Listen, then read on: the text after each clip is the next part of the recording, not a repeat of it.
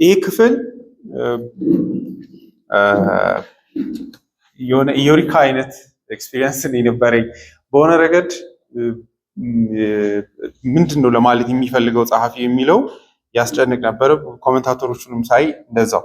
ነገር ግን በጣም ውብ የሆነ ነገር ነው የሚናገረው ጸሐፊው። ቁጥር 5ን ከየትኛው ጋር አንስተን ነው የምንወስደው የሚለውን አንስቼ ልለፍ። እንግዲህ እንደምትመለከቱት ቁጥር 5 ላይ ሲጀምረው ይህን የምንናገርለትን መጪውን ዓለም ለመላእክት አላስገዛም ብሎ ይጀምራል። ድንገት ሰብሮት ነው ወይ የሚጀምረው? ላይ ክፍሉን የቆረጠው ነው ወይስ ከምን ጋር እያገናኘው ነው የሚለውን ማንሳት ያስፈልጋል። ምክንያቱም ፍሰቱን የማይለቅ አይነት ስለሆነ መልእክቱ። ሁሉም ጸሐፊያን እንደዛ ናቸው። ብዙ ጊዜ እኛንን በአግባቡ የምናስተውለው እንጂ ለእነሱ አንደኛው ከሌላው ጋር ሰንሰለት እየሰራ ነው የሚሄደው። በዚህ ውስጥ እንግዲህ ዛሬ ለማንሳት ማስበው እዚህ በዘመርናቸው መዝሙሮችም ላይ እንዳየነው በክርስቶስ ኢየሱስ ያለን የህይወት ተስፋ ምንድን ነው ወይም መጨረሻው ክብሩ ምንድን ነው የሚለውንም ዛሬ ለማሰብ ነው። እንግዲህ በህይወት ስንኖር ምንድን ነው የሚያጽናናን? ምንድን ነው የምናየው? ምንድን ነው ኢንቪዥን የምናደርገው? አእምሯችን ውስጥ የሚመጣው ምንድን ነው? ተስፋ ስንቆርጥ የምናስበው ምንድን ነው? ህይወት ሲያሳዝነን ምንድን ነው የምናስበው? ኃጢአት ሲከብደን ምንድን ነው ተስፋ የምናደርገው? ህይወት እንደሚፈለገው ደስታ ሳይሰጥም ሲቀር ምንድን ነው የምናስበው የሚለውን ነገር እያሰብን እንድንሄድ ፈልጋለሁ። መጨረሻ ላይ ያንን አይነት ድምዳሜ ለመስራት ማለት ነው። እንግዲህ ቁጥር 9 ላይ እንደምታዩት የክብር ዘውድ ተጭኖለት እርሱን እናየዋለን ስለሚል እሱን ማየታችንን ለማሳሰብ ያክል ነው። ቁጥር 5ን ጸሐፊ የሚወስደው ከቁጥር 13 እና 14 ነው። ምክንያቱም እንግሊዝኛው ላይ ታችሁ ከሆነ በአዲሱ መደበኛ ትርጉም ንጥል አይነት ስቴትመንት ያደርገዋል። ይህን የምንናገርለትን መጪውን ዓለም ለመላእክት አላስገዛም ብቻ ይላል። ግን 1954ን ስታዩ ትንሽ ሻል ያለ ነው። ስለ እርሱ የምንናገርለት ይሻላል፣ የምንናገርለትን የሚመጣውን ዓለም ለመላእክት ያስገዛው አይደለምና ይላል። እና ካለ የሆነ ነገርን ድምዳሜ እየሰራ ነው ማለት ነው አይደለ? For unto the angels has he not put in subjection the world to come whereof we speak። የምንናገርለትን ዓለም ያስገዛው ለመላእክት አይደለምና ከዚህ በፊት ያለው ነገር አለ ማለት ነው። ምንድን ነው ያለው? ስለ መላእክት ስለ የሚመጣው ዓለምን ስለ መግዛት ምን አስቦ ነው ይሄን የሚናገረው አይደለ?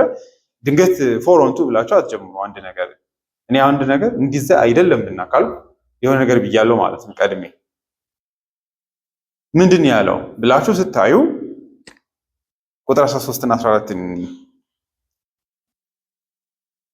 እግዚአብሔር ምዕራፍ 1 ማለት ነው ጠላቶችህን የእግር መርገጫ እስከማደርግልህ ድረስ በቀኝ ተቀመጥ ያለው ከመላእክት ከቶ ለማን ነው?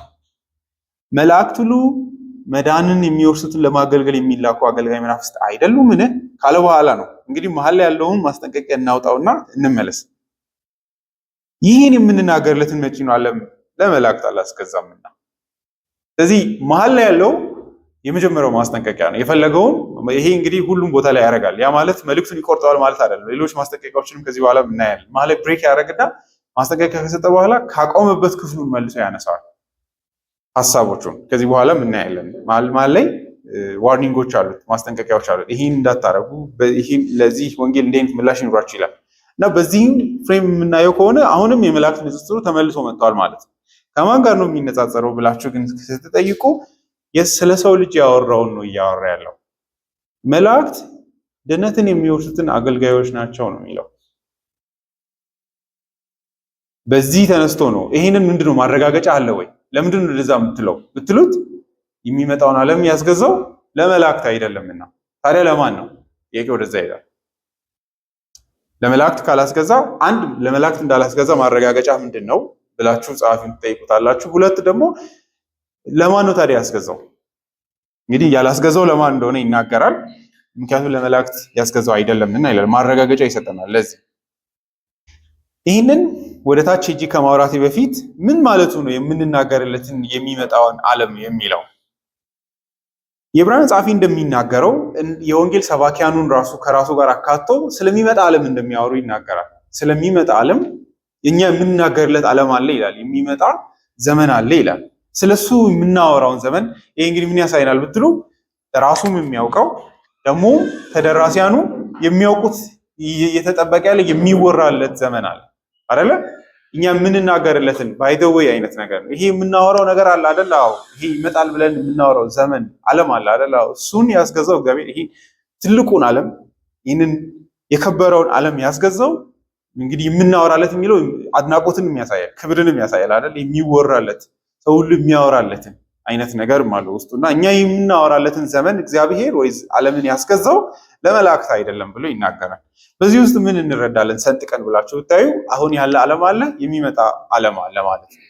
ዘመን አለ። በተለይ በግሪኩ ዘመንም ብለው ዓለምን ብለው ይተረጉሙታል ሁለቱንም። ጳውሎስ ልክ ለምሳሌ ገላትያ ምዕራፍ 1 ላይ እንደምታዩት እግዚአብሔር ከዚህ ዓለም አዳነን ይላል። አንዳንዶቹ ሲተረጉሙ ሁለት አይነት ትርጉም በአማርኛ እንኳን ታያላችሁ። ከዚህ ዘመን ዋጀን ወይ አዳነን፣ ከዚህ ዘመን ወይ ከዚህ ዓለም። በዚህ ውስጥ ከዚህ ዘመን አለ ወይ ከዚህ ዓለም እዚህ የኛው ዓለም አለ። ከዛ ደግሞ የሚመጣ ዘመን አለ፣ የሚመጣ ዓለም አለ። ኤፌሶን ምዕራፍ 1 መጨረሻ ላይ እንደምታዩት ምን ይላል ጳውሎስ? ኢየሱስ የገዛው ይሄኛውን ዘመን ብቻ ሳይሆን ሊመጣ ያለውንም ዘመን ወይም ደግሞ ይሄኛውን ዓለም ብቻ ሳይሆን ሊመጣ ያለውንም ዓለም ነው ይላል። ይሄ እንግዲህ ከየት ነው የሚመጣው ብላችሁ ከጠየቃችሁ ከብሉይ ኪዳን ይሄ ዘመን በመጠበቅ የተኖረ ዘመን ነው። የጌታችን የኢየሱስ ክርስቶስን መገለጥን ሐዋርያው ጳውሎስ ገላትያ ምዕራፍ 4 ላይ እንደሚለው እንደምታዩት በዘመኑ መጨረሻ ከሴቲቱ የተወለደውን ይላል። ኢየሱስን በዘመን መጨረሻ እንደተወለደ ይናገራል። የዘመን መጨረሻ ሲል ምን ማለት ነው ብላችሁ የጠየቃችሁ እንደሆነ ጊዜ ያቆምበት ማለት አይደለም። እንዳላቆመ እናውቃለን አይደል? ከዛ በኋላም ዘመን ቀጥሏል። ታዲያ ስለምን ዘመን መቆም ነው? ስለምን ዘመን መምጣት ነው የምናወራው? ስለዚህኛው ዘመን መጨረሻ ነው የምናወራው ብላችሁ ብትጠይቁ አንድ ነቢያቶች ሁሉ የተናገሩለት ዘመን መጥቷል አይደለ? በመጨረሻው ዘመን ሚልኪያስ መጽሐፍ ራሱ ሲያልቅ ምን ብሎ ነው? በመጨረሻው ዘመን ባሪያዬን እግዚአብሔር አንድ መሲህ እንደሚልክ ይናገራል። እሱ መሲህ ሲመጣ የሚከሰቱ ነገሮች እንዳሉ። ስለዚህ ከነቢያቶቹ ትንቢት አንጻር የመጨረሻው ጊዜ መጥቷል። ነገር ግን ይሄ ትንቢቶቹ ተፈጽመዋል ብቻ አይደለም። እግዚአብሔር ከአሮጌው ዓለም ውስጥ አዲስን ዓለም በክርስቶስ ኢየሱስ ኢኒሼት አድርጓል ነው በዳግም ልደት በክርስቶስ ኢየሱስ ሞትና ትንሣኤ። እንግዲህ ይሄ ዓለም ይሄኛው ዘመን ወይም ደግሞ ይሄ የሚታደሰው ዓለም የሆነ ከውጭ ያለ ዓለም ወይም ደግሞ ስርዓት አይደለም። እግዚአብሔር አሮጌውን ዘመን እና አሮጌውን የህይወት ስርዓትን በክርስቶስ ኢየሱስ አዲስ ህይወት የሚቀይርበትን ነው የምናወራው። ስለዚህ ውዝን ዓለም ውስጥ ሆኖ ግን ምን እያደረገ የሚሄድ ኮንትሮል እያደረገ የሚሄድ መጨረሻ ላይ ሙሉ ይህኛውን አሮጌውን ዓለም የሚያስወግድ ከዛ አዲስ የሚያደርግ የእግዚአብሔር ዘመን ወይም ጊዜ ነው። ስለዚህ ዘመኑ ወደፊት ብቻ ነው ወይ ብላችሁ ብትጠይቁት ጸሐፊው ምዕራፍ 6 ላይ ስለዚህ ስለሚመጣው ዓለም ዘመን አሁኑ ቅምሻው እንዳለ ይናገራል። ዕብራውያን መልእክት ምዕራፍ 6 ላይ ሲናገር ክርስቶስን ጥለው ስለሚሄዱ ወይም ደግሞ ቤተክርስቲያን ውስጥ ህብረት ካረጉ በኋላ ስለሚተዉ ሰዎች ሲያወራ ምዕራፍ 6 ቁጥር 4 አንድ ጊዜ ብርሃን ይበራላቸው ሰማያዊውን ስጦታ የቀመሱትን ከመንፈስ ቅዱስ ተካፋዮች የሆኑትን መልካሙን የእግዚአብሔርን ቃልና የሚመጣውን ዓለም ኃይል የቀመሱትን በኋላ ግን የካዱትን እንደገና ወደ ንስሐ መመለስ አይቻልም ይላል። አሁን ምን ስለዚህ በዳግም ልደት በቤተክርስቲያን ውስጥ ምን አለ? ያ ህይወቱ ጅማሬው በዳግም ልደት አለ። ቀስ እያለ ምን የሚያደርግ ያመኑት እየወረሱት የሚሄዱት ሌሎቹ ደግሞ ይሄኛውን ዘመን ተካፋይ አይሆኑም። ይህ ዘመን ለሁሉ ሰው አይደለም በጎነቱ። በዚህ ውስጥ ምን እናያለን ብላችሁ ብትጠይቁኝ ይሄ እንግዲህ ቁጥር 6 ላይም ሲሄድ ስለ ፍጥረት ነው የሚያወራው። ዘመን ወይም ጊዜ ብለን ስናወራ በአዳም ምክንያት የወደቀ ዓለም አለ። ከዛ እግዚአብሔር ደግሞ በክርስቶስ ኢየሱስ እንደገና የሚፈጥረው ዓለም አለ። እግዚአብሔር ይህንን ታዲያ አዲሱን ህይወትን ይሄ ሙሉ በጎ የሚሆንበትን ለእግዚአብሔር ሕዝብ በተለይ ምዕራፍ 1 ቁጥር መጨረሻ ላይ እንደሚናገር ለርስቱ ወራሾች በጎ ብቻ የሆነውን ዓለም ማን ነው ከላይ ሆኖ የሚያስተዳድረው? ወይ ደግሞ ማን ነው በጣም ብልጫ ኖሮት ኢንጆይ የሚያደርገው? ለማን ነው ከሁሉ በፊት ይሄ ዘመን ሰርቭ የሚያደርገው? ዘመኑ ራሱ ደስታ በደስታ የሚያደርገው ማንን ነው? ከሁሉ በላይ ለማን ነው የሚኖረው ነው ጥያቄ። ጸሐፊ ያንን ነው ለመላእክት አላስገዛም የሚለው። መላእክት ይጎዳሉ አይጠቀሙም ማለት አይደለም። ጥያቄው ማን ነው ከላይ ሆኖ ከሁሉ በላይ የዚህ ዘመን ባለ ደስታ የሚሆነው ደግሞ የዚህ ኢንሄሪተንሱ ባለቤት የሚሆነው? ታዲያ ለዚህ ማረጋገጫ አለ ወይ? ለመላእክት አላስገዛም ይላል። ለማን እንዳስገዛ ሊናገር ይሄዳል። ከዛ ደግሞ ለመላእክት እንዳላስገዛም ያረጋግጥልናል። ያንን ለማሳየት ቁጥር 6 ላይ አንድ የመጽሐፍ ቅዱስ ጥቅስ ያመጣል። ስለዚህ ምን እናድርግ መሰላችሁ? ሁለት ነገሮችን እንፈልግ። ጸሐፊው ጥቅሶቹን ሲያመጣ ኦልሬዲ ለተናገረው ነገር ማረጋገጫ ነው የሚያመጣው። ጥቅሶች ሁልጊዜም የዕብራውያን ጸሐፊ እንደዛ ነው የሚያደርገው። ሬር ኬዝ ነው ላይክ ጥቅስ ከሰጠ በኋላ ጥቅሱን የሚፈታው። የሆነ ነገር ይናገርና እግዚአብሔር እንደዚህ ነው ወይ ክርስቶስ እንደዚህ ነው እንደዚህ ነው ይልና አንዱ በሌላ ቦታ ስለዚህ ነገር እንደዚህ ብሏል ይላል። ስለዚህ ስለተናገረው ነገር ማረጋገጫ እያመጣ በዚህ ውስጥ ምን እያደረገ ነው ብላችሁ ብትጠይቁ፣ አንድ እግዚአብሔር ለመላእክት እንዳላስገዛ ይናገራል። ሁለት ለማን እንዳስገዛ ከዚህ ጥቅስ ውስጥ ያመጣልናል። ስለዚህ ቁጥር 6 ላይ ከሚያመጣልን ጥቅስ ሁለት ነገሮችን መረዳት አለብን። ለመላእክት እንዳላስገዛ አንድ፣ ከዛ ለማን እንዳስገዛው ደግሞ መፈለግ አለብን። እሱን ነው የምለው። ቁጥር 6 ነገር ግን አንዱ በሌላ ስፍራ እንዲህ ብሎ መስክሯል፣ በሐሳብህ ስፍራ ተሰጠው ዘንድ ሰው ምንድን ነው? ትጠነቀቀለትም ዘንድ የሰው ልጅ ምንድን ነው ይላል። አጠቃቀሱ ላይ አውርተን እንሂድ። ነገር ግን አንዱ በሌላ ስፍራ እንዲህ ብሎ መስክሯል ብሎ መዝሙር 8 ነው የሚጠቅሰው። ነገር ግን ዳዊትን አያውቀውም ወይ? ዳዊት ስለዚህ ነገር እንደዚህ ብሏል ብሎ ለምን አይናገርም? ቀጥታ አንዱ በሌላ ስፍራ ብሎ እንደማያውቀው ነው ለምን ያወራል? ይሄንን ጸሐፊው ከየት እንደጠቀሰ ስለጠፋው አንዱ የሆነ ቦታ ላይ ትዝ አይላችሁም አይነት ነው ብለን እንዳናስብ። ምክንያቱም ቃል በቃል መጽሐፍ ቅዱስን የሚያስታውስ አይነት ሰው ነው። ለምንድን ነው እንደዚህ የሚያደርገው ብላችሁ ብትጠይቁ መጽሐፍ ቅዱስን ከሚረዳበት ምክንያት የተነሳ ነው። ብዙ ማን እንደጻፈው ደንታ የለውም። የእግዚአብሔር ቃል ነው ለሱ ገብቷቸዋል። ትኩረት የሚያደርገው ይሄ ጸሐፊውን ካለማወቅ የሚመጣ አይነት ሳይሆን የምር የእግዚአብሔር ቃል አድርጎ ስለሚያይ ነው። ስለዚህ ጉዳይ ስናስብ በጣም አንዱ አስገራሚ ነገር የዕብራውያን ጸሐፊ ምዕራፍ 1 ላይ የሚያደርገውን አይታችሁ ከሆነ ለእያንዳንዱ ለሚያምናቸው ቴዎሎጂካል ነገሮች ወይ ደግሞ ስለ ኢየሱስም ስለሚያወራቸው ነገሮች ምን ያመጣል? ቀጥታ እግዚአብሔር እንዲህ ብሏል ብሎ ነው የሚጠቅሰው። መዝሙር መጽሐፍ 2 ላይ ዳዊት የዘመረውን መዝሙር 1 ላይ ዕብራውያን መልእክት ላይ አንድ ላይ እንደምታዩት አንተ ልጄ ነህ ዛሬ ከተው ያለው ለማን ነው ይላል። አሲፍ እግዚአብሔር በነቢዩ በዳዊት መዝሙር በኩል እንደተናገረ አድርጎ ማለት ነው።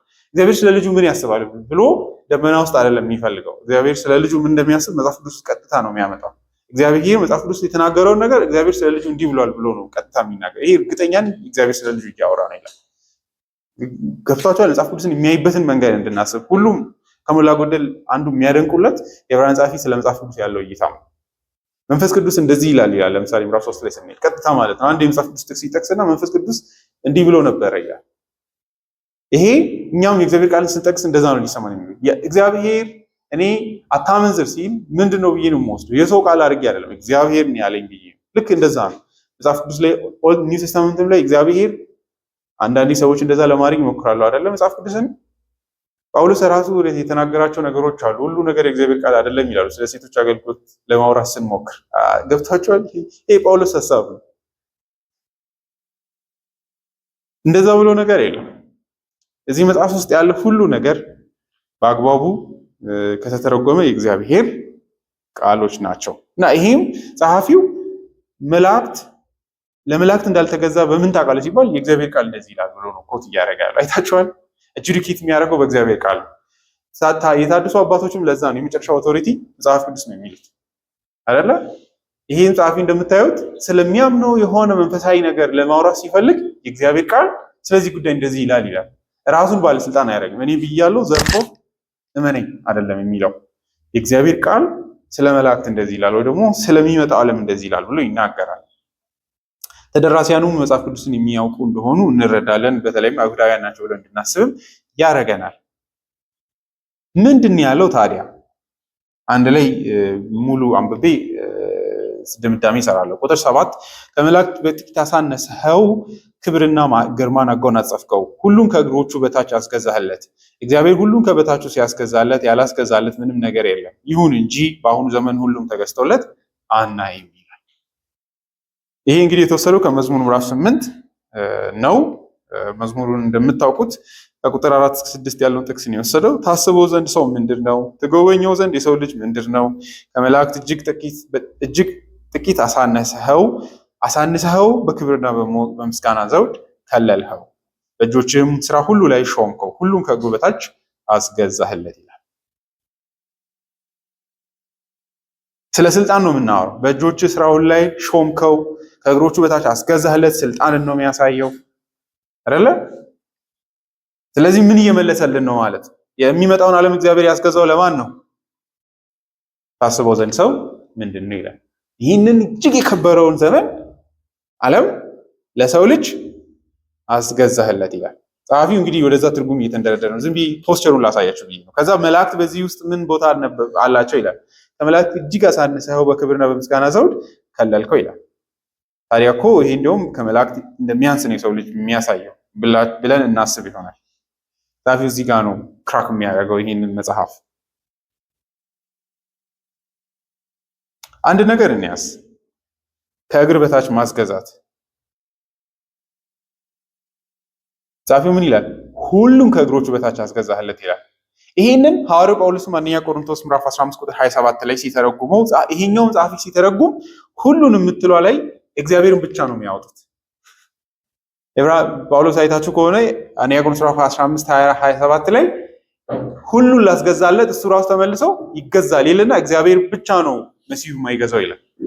ኢየሱስ ለሰው ልጅ መካከለኛ በሆነበት መግዛት ከእግዚአብሔር በስተቀር ሁሉን ነገር ኢየሱስ ይገዛል። እሱን ያዙልኝ። እዚህም ውስጥ ጸሐፊው ምንድን ነው የፈለገው ብላችሁ ብትወስዱ ቁጥር 8 ላይ መዝሙር መጽሐፍን ወደ መተርጎም ይሄዳል። ሁሉን ከእግሩ በታች አስገዛለት ይለውና ይቆርጠዋል ቁጥሩን። ከዛ እግዚአብሔር ሁሉን ከበታቹ ሲያስገዛለት ያላስገዛለት ምንም ነገር የለም ይላል። አይታችኋል ትኩረቱን። እግዚአብሔር ከላይ አለ። እግዚአብሔር ምን አደረገለት? ሁሉን ከእግሩ በታች አስገዛለት። ሲያስገዛለት ምንም ነገር ያላስገዛለት የለም።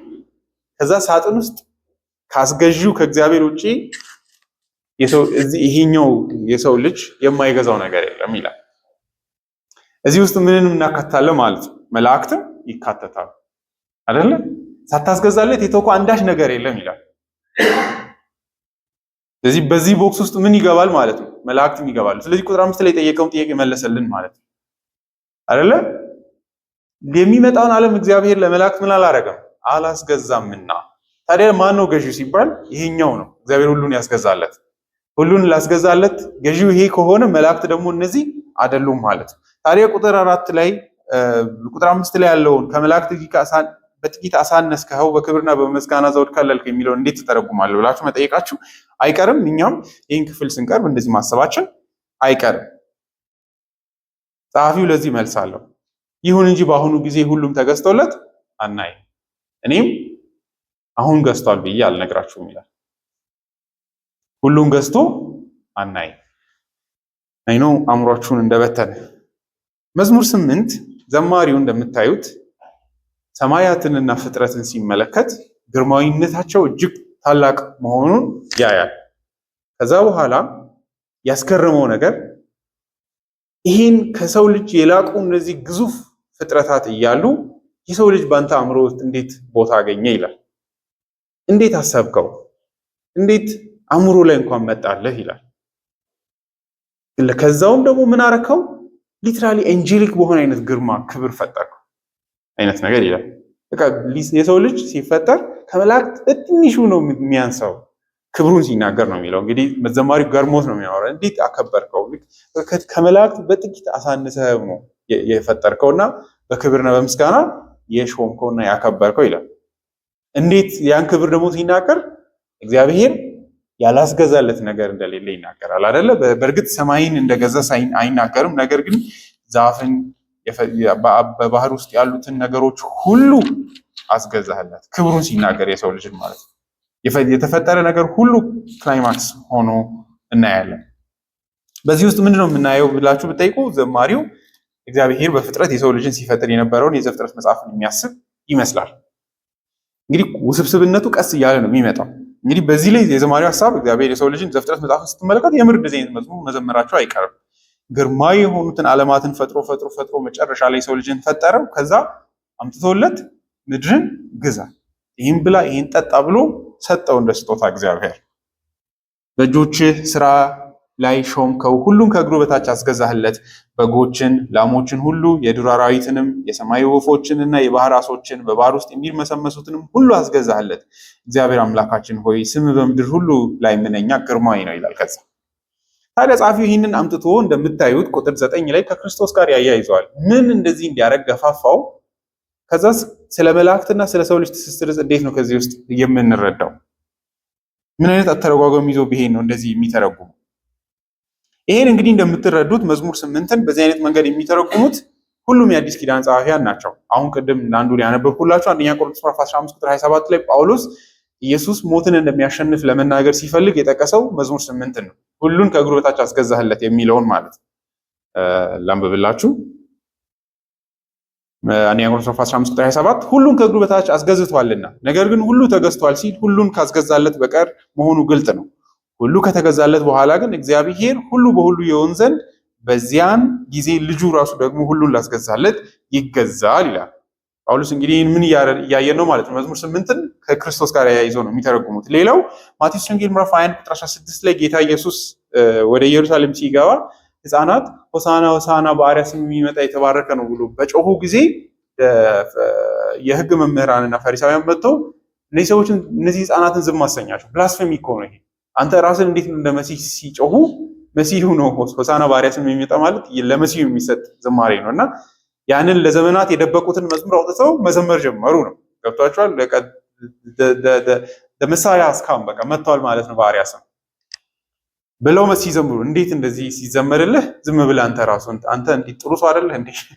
እንዲህ ዝም ብለህ እንዲህ አይነት መዝሙር ሲዘምሩልህ ትቀበላለህ አሉት። ከዛ ለዚህ ምላሽ አድርጎ የጠቀሰው ጥቅስ መዝሙር 8 ነው። ከሕፃናትና ከሚጠቡ ልጆች አፍ ምስጋናን አዘጋጀህ ይላል። ይህን ምን አስበው ነው ብትሉ እዚህ መዝሙር መጽሐፍ 8 ላይ ያለው የሰው ልጅ የተባለው እርሱ እንደሆነ በማሰብ መዝሙር 8 ላይ የምናየው እሱን አይደለ? the son of man የሚለው አለ አይደለ? በሐሳብህ ስፍራ ተሰጠው ዘንድ ሰው ምንድነው? ትጠነቀቅለት ዘንድ የሰው ልጅ ምንድነው? the son of man የሚለው በአዲስ ኪዳን እንደምታውቁት ለኢየሱስ ክርስቶስ የሚሰጡት ስም ነው። ስለዚህ ምን አይነት ድምዳሜ ነው ታዲያ ቁጥር 9 ላይ እንዲህ አይነት ትርጓሜ የምንወስደው ብላችሁ ብትጠይቁኝ፣ ነገር ግን በእግዚአብሔር ጸጋ ስለ ሰው ሁሉ ሞትን ይቀምስ ዘንድ ከመላእክት ጥቂት እንዲያንስ ተደርጎ የነበረው ኢየሱስ የሞትን መከራ በመቀበሉ አሁን የክብርና የምስጋና ዘውድ ተጭኖለት እናያለን። እንዳትጨነቁ የምፈልገው መዝሙር 8 የምር የሚያወራው የሰው ልጅ በፍጥረት ላይ ስላለው ልዕልናና ክብር ነው ከውድቀት በፊት ስለነበረው። ነገር ግን መጽሐፍ ቅዱስ አተረጓጎም ላይ ብሉይ ኪዳንን ስንተረጉም መሳሳት የሌለብን መዝሙር መጽሐፍ ሙሉ የኢየሱስ ክርስቶስ መዝሙርና ስለ እርሱ የተዘመረ ነው። ይህ እንግዲህ ለእኛ በጣም ለመጽሐፍ ቅዱስ ትንሽ ባዕድ ለሆንን ባዕድ ስላችሁ መጽሐፉ እጃችን ላይ ነበረ፣ ግን እንደዚህ ያላነበብ ነው ማውቃለሁ። ግን መዝሙር መጽሐፍ ስለ ኢየሱስ ነው። ኢቭን መዝሙር 1ን ሉተር የኢየሱስ አድርጎ ነው። ምስጉን ነው በክፎች ምክር የማይሄድ የሚባልለት ዘማሪ ኢየሱስ ብቻ ነው። የእግዚአብሔር ሕግ ፍጹም የሚወድ የሚያሰላስል ምንም ፌለሪቲ ህይወቱ ላይ ውድቀት የሌለበት ሰው ፍጹም ያን ምስጉን ኢየሱስ ነው። በዛ ፍሬም ካነበባችሁ መዝሙር መጽሐፍ ሙሉ ስለሱ ነው የሚተርከው። ለዛ ነው ምንም ሳይጨነቁ አንዱን መዝሙር መጽሐፍ ይመዙና ስለ ኢየሱስ እንደሆነ ለማስረዳት ማይከብዳቸው። ስለዚህ አንደኛው አሰምሽናችን ምንድነው ብላችሁ ብትጠይቁ የመዝሙር መጽሐፍ የኢየሱስ ምሳሌ የሆነው ዳዊት የዘመረው መዝሙር ነው። ስለዚህ እያንዳንዱን መጽሐፍ ስንተረጉም በዚህ መንገድ ከተረጎምን ፌል አናረግ። አንደኛው ምክንያት ይሄ ነው። መዝሙር 8ን ኢየሱስ ነው ብላችሁ ታስበው ዘንድ ሰው ምንድነው ትጠነቀቁለት ዘንድ ይሄ ኢየሱስ ነው በጥቂት አነሰ እንደዚህ ሆነ ብላችሁ ትተረጉማላችሁ ማለት ነው። ሁለተኛው ምክንያት ደግሞ የሰው ልጅ የሚለው ነው። እንግዲህ እዛው መጽሐፉም ላይ አሁን እንዳሳየሁት። ሶስተኛ ላይ ደግሞ ልብ በሚማርክ መንገድ ዝም ብሎ እንደው በደፈና ኢየሱስ ነው የሚል ብቻ ተረጓጉም አይከተሉ ያሳያሉ። ያንን ምን ማለት ነው ብላችሁ ብትጠይቁኝ የሐዋርያ ሥራ ላይ ጴጥሮስ መዝሙር 16 የተረጎመበትን መንገድ ተመልከቱ። በዛ ልብ እንድናይ ፈልጌ ነው። ምን ማለት ነው ሲባል ስለ ትንቢቶች አንድ ድምዳሜ ለመስራት በኋላም የኢሳያስን መጽሐፍ ምዕራፍ 8ንም ስለሚጠቅስ ይህንን መረዳታችን ይጠቅመናል። እንዴት እንደሚተረጎም እንድናስብ ማለት ነው። የብሉይ ኪዳን መጽሐፍትን የነቢያትን መጽሐፍት እንዴት እንደሚተረጉሙ ከክርስቶስ ጋር እንድናይ ማለት ነው። ሐዋርያ ሥራ ምዕራፍ 2 እንደምታውቁት መጨረሻ ላይ የክርስቶስ ትንሣኤን ለማስረዳት ቁጥር 25 ጀምሮ የሚያመጣውን ጥቅስ ተመልከቱ። ዳዊትም ስለ እርሱ እንዲህ ይላል። በቀጥታ መዝሙር 16 ነው የሚያመጣው። መዝሙር 16 ሄዳችሁ ስታነቡት ዳዊት ስለ ራሱ የዘመረው እግዚአብሔር በሕይወት ጎዳና ስለመራው፣ ወደ እውነተኛ ሃይማኖት ስላመጣው፣ በምሽት ስለመከረው፣ ደግሞም የእሱ የሕይወቱ ዕጣ በእግዚአብሔር ርስት ስለወደቀለት፣ ከዛ ደግሞ የዘላለም ፍስሐ ወደፊት እንዳለው፣ ከዛ እግዚአብሔር ከሞት እንደሚቀሰቅሰው፣ መበስበስን እንደማያይ በተስፋ በደስታ የዘመረው ዝማሬ ነው። በዛ መንገድ ይተረጎማል። ነገር ግን ዳዊትም ስለርሱ እንዲህ ይላል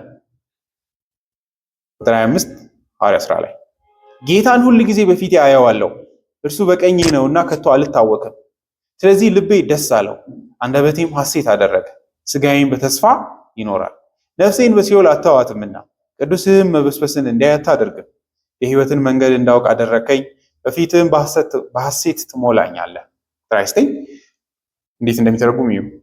ወንድሞች ሆይ ከቀደምት አባቶች ዳዊት ሞቶ እንደተቀበረ መቃብሩም እስከዛሬ በመካከላችን እንደሚገኝ በድፍረት መናገር እችላለሁ። በድፍረት የሚለው እንግዲህ ይህን ስላችሁ አማኝ ሆኖ ዳዊት ትንሣኤ ሄዷል አይባልም። ያው አልሄድም እንደምታውቁት አሚን ሞቶ ስጋው በመካከላችን አለ ይላል። ያው ከሄኖክና ከአብርሃም አሚን ከኤልያስ በስተቀር ስለሌላ ሰው ማውራት አይቻልም። ሁሉም ሞተው እዚህ ላይ ተከማችተዋል። ስለዚህ በድፍረት መናገር እችላለሁ። እንደ ድፍረት አትቁጠሩብኝ። ይሄ ማለት ምንድን ነው ኢምፕሊኬሽኑ? ቁጥር 30 ነቢይ በመሆኑም ያዙልኝ እግዚአብሔር ከዘሮቹ አንዱን በዙፋኑ ላይ እንደሚያስቀምጥ በመሐላ ቃል የገባለት መሆኑን አወቀ። አይታችኋል ስለ ዳዊት ምን እንደሚያስብ? ዱ ዩ ቲንክ ዛት ዌይ? ዳዊት መሲህ እንደሚመጣ ያውቃል። ያ መሲህ ደግሞ ከሱ ዘር እንደሚሆን ያውቃል። ከደግሞ የዘላለም ንጉስ እንደሆነ ያውቃል። በመሰረቱ እንደውም ጌታ ኢየሱስ ራሱ እንዳሳየን ጌታ ጌታዬን በቀኝ መዝሙር 110ን ጠቅሶ ማቴዎስ ወንጌል ላይ ምን ይላቸዋል? ጌታ ጌታዬን ዳዊት ሲል ይህ ሊመጣ ያለው መሲህ ጌታው እንደሆነ ያውቃል ብሎ ነው የተረጎመው። አሁን እዚህ ላይ እንመለሳለን። ላምጣላችሁ እንዴት ዳዊት እንደሚያውቅ እንድናስብ ማለት ነው። ዳዊት መዝሙር መጽሐፍ ዳዊትን ፑሽ እያደረግ ነው አይደል? እየተጫን ነው አይደለም። ዳዊት ራሱ ሰልፍ ኮንሺየስ ነው። ስለ ራሱ እንደሚዘምር ያውቃል። የሱ ፐርሶና አስ ግለሰብ የተጠራለት የንግስና ጥሪው የጌታ የኢየሱስን ሊመጣ ያለውን መንግስትን በምሳሌ የሚያሳይ እንደሆነ ራሱ ያውቃል። ገብቷችኋል? ይህ ማለት ሲወጣ ሲገባ ምሳሌው ለማን እንደሚሆን ያውቃል። ማቴዎስ ወንጌል ላይ መሲሁ ስለ የዳዊት ምኑ ይመስላችኋል ብሎ ጠየቃቸው። እንደምታውቁት የሕግ መምህራን ከዛ ደንግጠው አዩት። ከዛ ጥቅስ አመጣላቸው።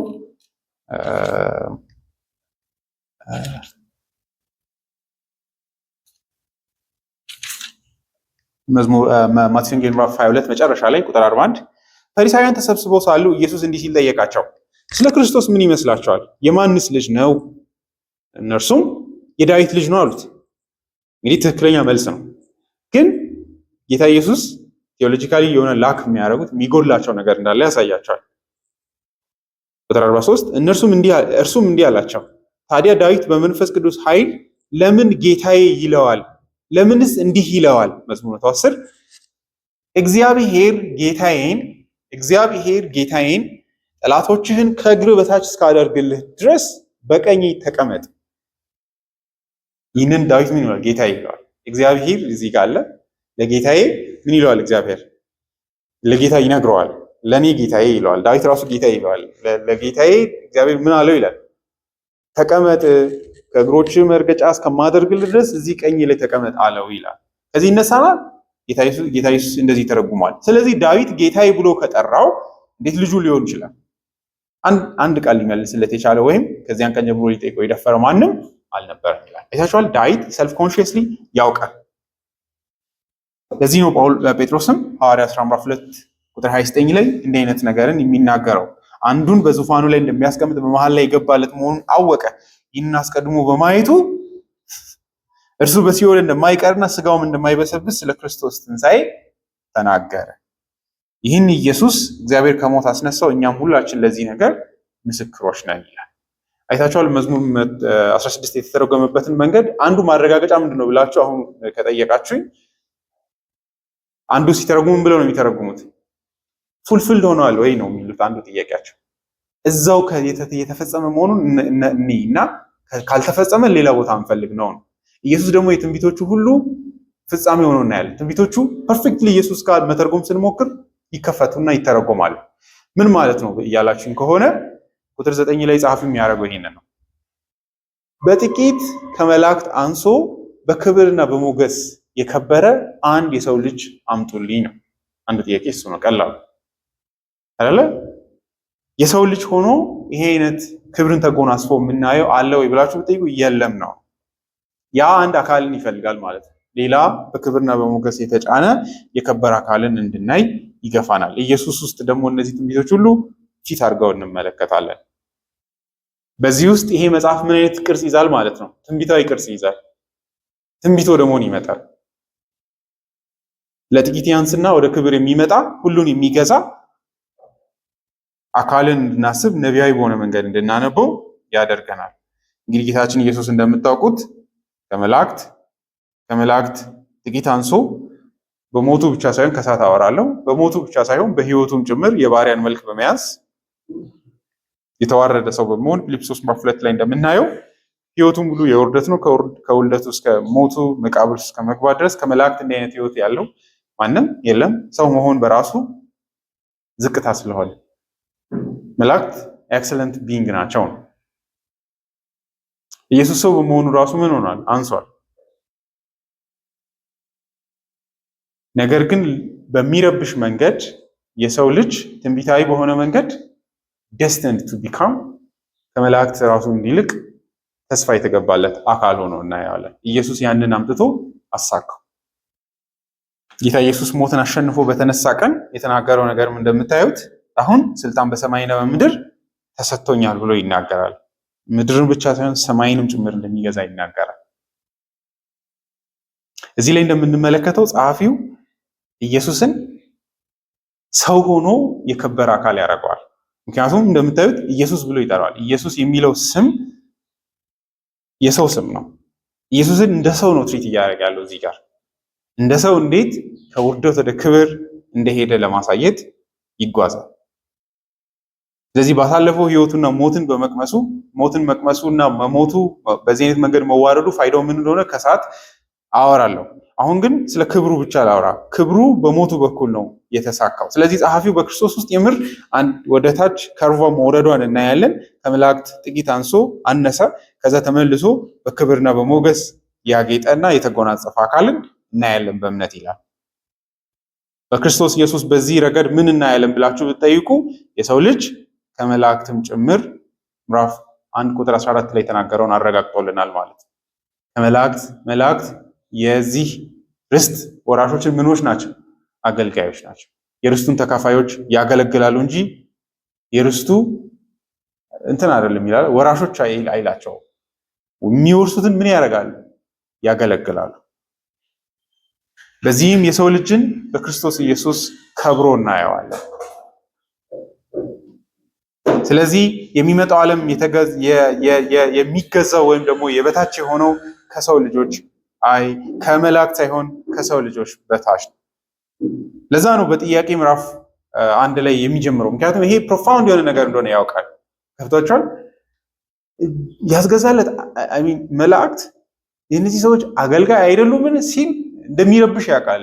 የሚሰሙ ሰዎችን ጭምር በዚህ የክርስቶስ አገልጋዮች ናቸው ራሱ አይደለም የሚለው የርስቱን ተካፋዮች ምን የሚያደርጉ ናቸው? የሚያገለግሉ ናቸው ይላል። እዚህ ጋር እንግዲህ ጠቅልል ያለ ነገርን ኮምፓክት በሆነ መንገድ ላውራ።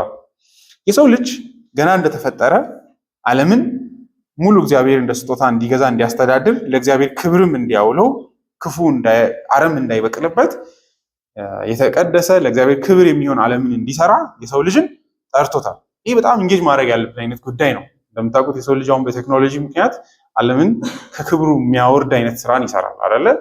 እግዚአብሔር በሰጠው ኢንተለጀንስም ሆነ ምንም ጾታውን ያበላሻል፣ ጤንነቱን ያበላሻል አይደለ? አሁን ኤአይንም ይሰራል። መጨረሻው ምን እንደሆነ አናውቅም። ግን የሰው ልጅ እግዚአብሔር በሆነ መንገድ ዓለምን እንዲያስተዳድር ነው የሰጠው።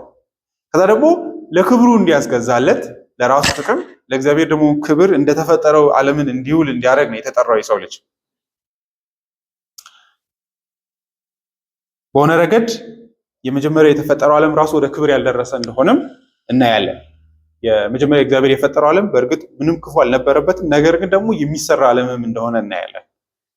ከልትቤት የሚደረግ የሰው ልጅ አረምን እየነቀለ አረም አልበል የሚኮተኩተው አይነት ቼሪሽ የሚያደርገው የሚንከባከበው ከዛ ለራሱ የሚጠቀመው ዓለም እንደሆነ እናያለን። እና ደግሞ እግዚአብሔርን በመታዘዝ በስራ ኪዳን የራሱንም ልጆች የተፈጠረውን ዓለምም ጭምር ወደ ሌላ ክብር እንዲወስድም ጭምር ነው የሰው ልጅ ጥሪ።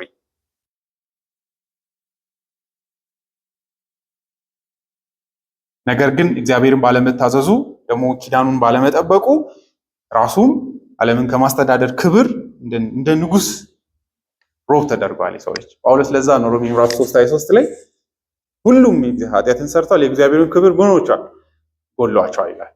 ይሄ ባይዘይ የእግዚአብሔር ክብር ጎሏቸዋል የሚለው ብዙ ሰው አንዳንድ ሰው አይተረጉመውም፣ ዝም ብሎ ያልፋል። አንዳንድ ሰው ምን እንደሆነ ሳይልም ይሻገራል። ነገር ግን ምን እያለ ነው ብትሉ ተቀጥቷል ነው በኃጢአቱ ምክንያት ክብርን ተገፎበታል ነው። ግሎሪ ተወስዷል፣ የእግዚአብሔር ክብር ተወስዷል ማለት ከእግዚአብሔር የሆነው እግዚአብሔር የሰጠው ግሬስ እና ሞገስ እና ክብር ከላዩ ተነስቷል ይላል።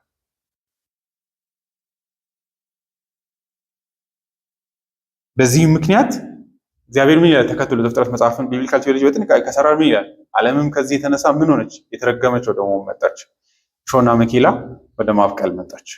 በረከትን ከመስጠት ይልቅ ፍርድን የሚያሳይ አይነት ምልክትን የሰው ልጅ ታሳያለች። የእግዚአብሔርን መቆጣት ምድርም ጭምር ትጋራለች ከእግዚአብሔር ጋር የሰው ልጅ ላይ ዓለምንም ጭምር ከእርግማን በታች አድርጓል። ሐዋርያው ጳውሎስ ሮሜ ምዕራፍ 8 ላይ እሱን ነው የሚለው። አሁን ዓለም ከውርደት በታች እንዳለ ይናገራል። በመሰረቱ ይህ ግን አዳም ጋር እንዳልቀረ የምንመለከተው አሁን እንኳን እኛ ላይ የሚሆነው ነው። ካልቪን እንደዚህ ይላል And in the very use of them, God intended that there should be some tokens of this loss of right, such as this. The wild beasts ferociously attacks us. Those who ought to be awed by our presence are derided by us. Some never obey us.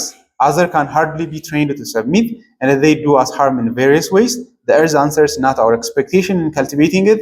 The sky and the air, the sea and other things are often adverse to us. Existential observation. ዓለምን እንደምትመለከቱት ቢስቶች የሜዳ እንስሶች መዝሙር መጽሐፍ ላይ ስታዩ የሜዳ እንስሶችም ጭምር ይገዙልሃል ይላል። ግን አንበሳውን ቢያገኘን ይነዘነጣጠናል አይደለ? ሰብጀክት አያደርግም አይደለ? ፌሮሺየስሊ ነው የሚጎዳን ነው። ጅብ ቢያገኘን ይጎዳናል፣ ነብር ቢያገኘን አይለቀን። ለዛ ነው ተለያይተን ነው የምንኖረው። ባይዚ ከእንስሳት ጋር እንደተጣላን ማሳየው አጠገባችን ይሉ አይደለ? የእግዚአብሔርን ቁጣ ነው የሚያሳዩት። በመሰረቱ እያዋረዱን ነው። ባይዚ አታክ ለማድረግ እኛ ላይ ሲመጡ ክብርን አያዩም በውስጣችን። ለዛ ነው አናስፈራቸው። ገብቷቸዋል። ከዛ በእኛ መገኘት በአግራሞት መሞላት ያለባቸው እንስሶች ምንም አይገረሙም። አጠገባቸው ስናልፍ አይታዘዙንም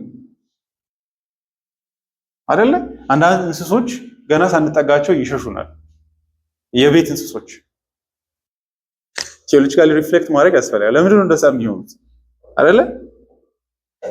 አንዳንዶችን ለማስገዛት በጣም እንለፋለን።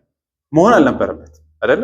ፈረስን ለመግራት እንቸገራለን አይደለ? በጣም የሆኑ ሰዎች ተሰቃይተው አብልተው ምን ብለው ብዙ ሙስና ሰርተው አይደለ የሚወደዱት እንዲሁ በቀላሉ አይጠጉንም።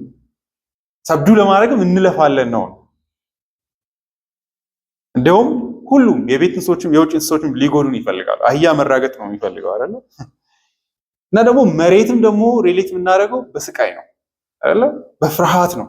ገበሬዎች እንደ ንጉስ አይደለም የሰው ልጅ አክት ያደርጋል። ወራትን በፍርሃት ይጠብቃል። ዝናብ ትንሽዬ ከተቆጣ አበቃለት። ፀሐይ ትንሽ ከሞቀች ህይወቱ አበቃለት። በዚህ አይነት ኢንቴንሲቲ በመንቀጥቀጥ ነው እየኖረ ያለው። ይሄ ነው ክብርን ማጣት አይደለ? ሮያል ቢንግ አይመስልም። የሰው ልጅን ስታዩት አሁን ምንም ነገር ተገዝቶለት አናይም። አሚን በሆነ ረገድ ተሰቃይቶም ይገዛል። በሆነ ረገድ ግን ውጥረት እናያለን። ዓለምን ለማስተዳደር በሚያደርገው ኢንፍራክሽን መስተጋብር ሲቸገር እናያለን። እንስሳቶቹም እንደዛ አይነት። የሰው ልጅም ደግሞ ለእንስሳ ፍቅር የለውም። በእርግጥ ኢትዮጵያውያን ስለሆነ ነው አላውቅም፣ ግን ውሻን የተለያየ ድንጋይ ነው ያነሳው። ላይ ኃጢአት ይሆናል አይ ነው ስን ኃጢአት ውስጥ ስላለ ነው። ምንም መንገድ ላይ የሚራመድ ውሻ ለምን ድንጋይ እንደሚያነሳ አንዳንድ ምንም ኤክስፕላኔሽን የለውም አይደለ? እኔ ተራ ነገር አድርጋችሁ እንዳታስቡ። እግዚአብሔር ለሰው ልጅ ቫራይቲ ኦፍ ዓለማትን ፈጥሮ እንደ ስጦታ ነው የሰጠለት። እንስሶችን እንደ ስጦታ፣ ምግብን እንደ ስጦታ፣ ኤቭሪ ቢንግ የአንድ ሁለት እንስሳ አይደለም። አንዳንዴ ምድር ላይ ያሉትን እንስሳት ብዛትና ቁጥር እንኳን አናውቃቸው። ግን አንዱ ምን ጋር የለውም። እንደ ደሃ ሰው ነው የሚኖረው። እኔ አጠገቤ አንድ ወፍ እንኳን የለም። ገብታችኋል? ምንም እንደሌለው ሰው ነው እየኖርን ያለ ነው። እና ባዶ ነገርም አድርገን ካሰብን ተሳስተናል። ይሄ ትክክለኛ የሆነ ቴዎሎጂካል ሪፍሌክሽን አለመስራት።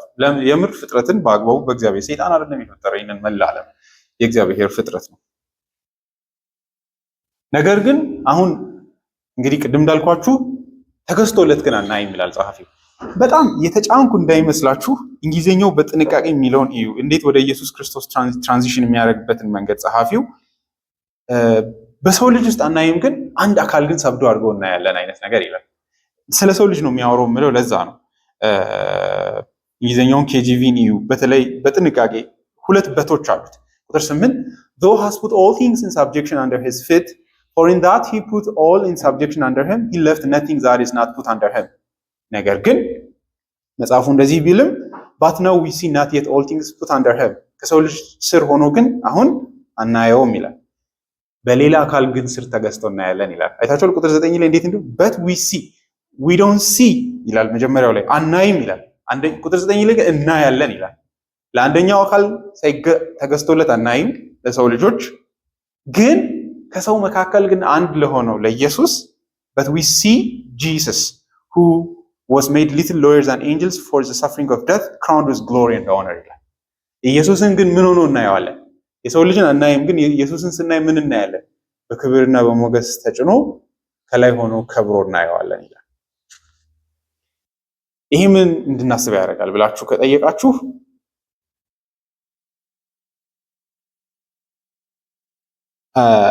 ኃጢአተኛ ሰዎች ዓለምን እንደምንም ብለው አሁን ለራሳቸው አስገዝተው ቢጠቀሙበትም እንደ ስርቆት ነው። የራሳቸው ያልሆነ ሀብትን እንደመበዝበዝ ነው። የራሳቸው አይደለም። አሁን የሰው ልጅ ባለቤትነት የለውም ፍጥረት ላይ፣ ውሃ ላይ፣ ምግብም ላይ ሆነ በሚጠጣው ነገርም ላይ።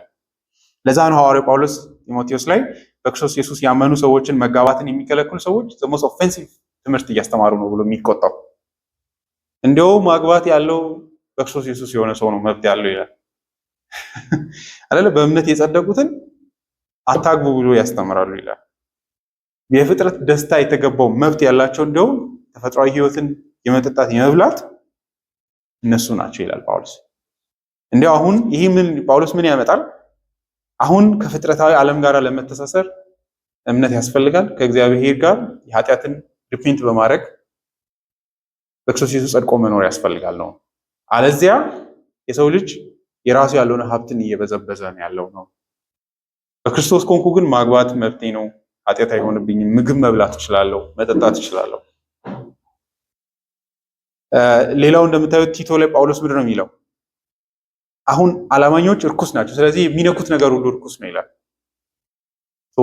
መለወጥ አለበት የሰው ልጅ አሁን ፍጥረት ላይ ኢንታይትልመንት እንዲኖረው።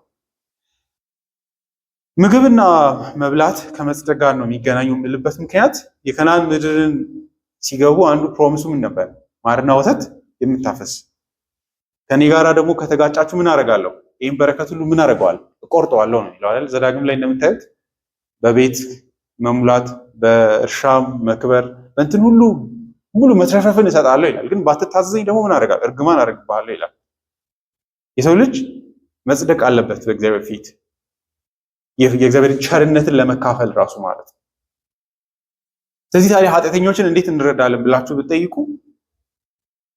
ወደፊት ይጠየቃሉ። እግዚአብሔር በቸርነቱ ንስሐ እንዲገቡና እንዲመለሱ ቢሆንም እየሰጣቸው ያለው እነሱ ግን እግዚአብሔርን በንስሐና በእውነተኛ እምነት ቀርቦ አይደለም ስጦታዎቹን እየወሰዱ ያሉት። ልክ በአዳም ምክንያት ሕይወት ላይ የሰው ልጅ መብት እንዳጣ ሁሉ በኋለኛው አዳም በክርስቶስ ኢየሱስ ሁሉን ወራሽ በሆነው በክርስቶስ ሁሉን ወደ መውረስ መምጣት ይችላሉ። ስለዚህ እኔ ከዓለም ጋር የምተሳሰረው በክርስቶስ ኢየሱስ በኩል ለእኔ ካህን በሆነው ነገር ግን ሁሉን ገዢ የሆነው ንጉሥ በሆነው በእርሱ በኩል ነው። ደግሞ ሁሉን ወራሽ በሆነው ነው። ኢየሱስ ከትንሽ ሞለኪውል እስከ ትልቅ መላ ዓለማት ድረስ ወርሷል።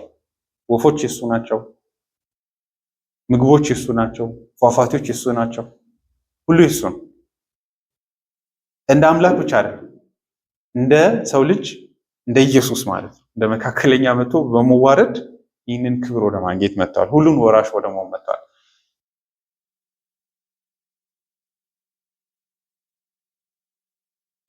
What food then God has destined for his own family, we leave no right to take But Christ, by whom we are admitted into this family, at the same time admits us into participation of this right, so that we may enjoy the whole world together with the favor of God. Hence Paul teaches us that Abraham was by faith and made and heir of the world, that is because he was united to the body of Christ. And the body ሲናገር ስለዚህ ምግብ ራሱ መብት የለውም የእግዚአብሔር ልጆች ነው ይላል ፍጥረት። አሁን አላማኞች የእግዚአብሔር ልጆችን ምግብ ነው እየወሰዱ ያሉት እየበሉ ያሉት እየጠጡ ያሉት። በክርስቶስ ኢየሱስ በኩል ብቻ ነው ይሄ ውርስ የሰው ልጅ ለራሱ አድርጎ ሊወስድ የሚችለው። ስለዚህ የሰው ልጅ አሁን ተዋርዶ ብናይም በክርስቶስ ኢየሱስ ደግሞ ይሄ ራስ የሰው ልጅ ራስ የሆነው ከብሮ እናየዋለን በእምነት። ሁሉ ነገር ከእርሱ ስር ተገዝቶለት እናያለን። ለአካሉ ግን ተገዝቶ አናይም። ለእርሱ ግን ተገዝቶ እናያለን። በእርሱ ለሆኑት ተገዝቶ አናይም። ድሆች ሆኖ እናያቸዋለን። አማኞች ሲቸገሩ እንመለከታለን። ሲገዙላቸው አናይም ነገሮች። ነገር ግን ራስ ለሆነው ለእርሱ ሁሉ ነገር ተገዝቶለት እንመለከታለን እና ሊመጣ ያለውንም ዓለም እግዚአብሔር ያስገዛው ለኢየሱስ ክርስቶስ ነው። በእርሱ በኩል ደግሞ ለሰው ልጆች ነው፣ በእርሱ ለሚያምኑ።